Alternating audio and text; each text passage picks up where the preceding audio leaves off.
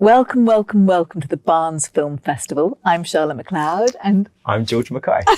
and we're very pleased to see you here. Although that is the weird thing, is that we can't see you. We hope you're here. And this is the third year that you and I have spoken at the Barnes Film Festival. And the first year we were in the same cinema, this gorgeous cinema at the Olympic Cinema in Barnes. But we had an audience. It was a sold out event and it was seen by that audience and no one else. And now we're in a cinema and we're speaking into a camera, hoping there's an audience there.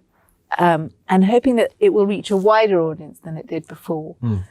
And I guess that's what's so strange about these times, is that there is this duality between you're less physically connected, but you may be reaching a wider audience. Yeah. And I thought it'd be interesting to discuss how you found what's happened in the last year impacting on your own work and your own working process. So I know that you were just about to start Wolf, is that right? So Wolf, would tell a little bit about Wolf. So Wolf is a film written and directed by Natalie Biancheri. It's and it's the story of a young man named Jacob who feels that he is a wolf in a man's body. And so the process of that, Natalie always wanted to do a 4-week rehearsal process where you'd have a week of just myself, Natalie, and a brilliant movement coach called Terry Notary.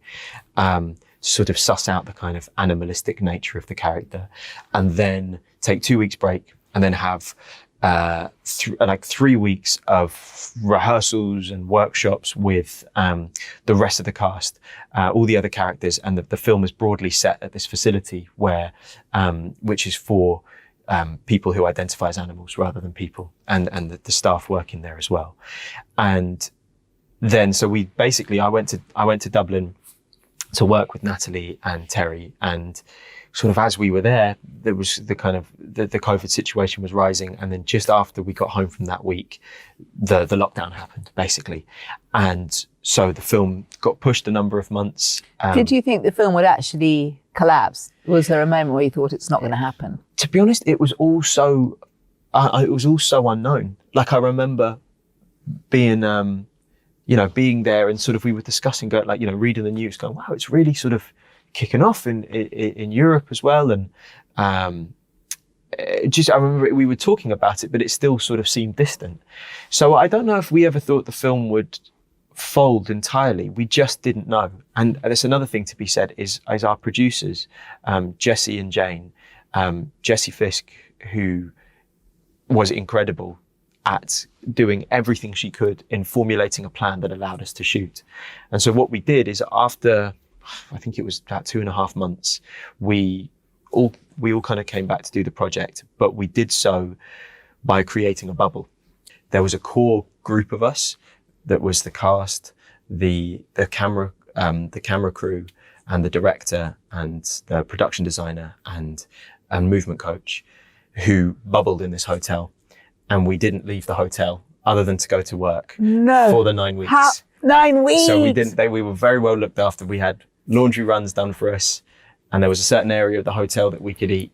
And there was a beach out front of the hotel. It was just outside of Dublin, which was a real lifesaver. But we didn't go to a coffee shop. We didn't go shopping. We went to work, which the film also happened to all be filmed on one location, which was a mile down the road. And then we were at the hotel, and we could go on walks, but we remained in the hotel and didn't. For 9 weeks. Did you ever get a kind of stir craziness though? Well, this is the thing. I guess sort of I was actually all right. I think I kind of really enjoyed it. And it was sort of the simplicity of everything was I found really beneficial.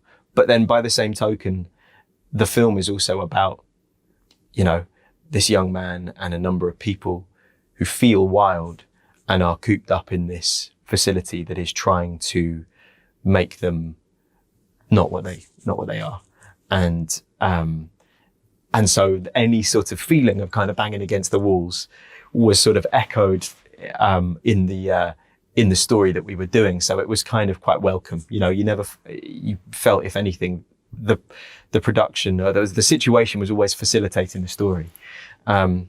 And you had the sea. Did you have the sea? We had the sea, Yeah, and we wound up sort of having some campfires every Sunday to all be together. So there was a number of really beautiful things that came out of, you know, of having no choice but to be together. And I think it really added to the focus, and because people's willingness, we were completely, I don't know if this is even a word, but undistracted, or we weren't distracted at all.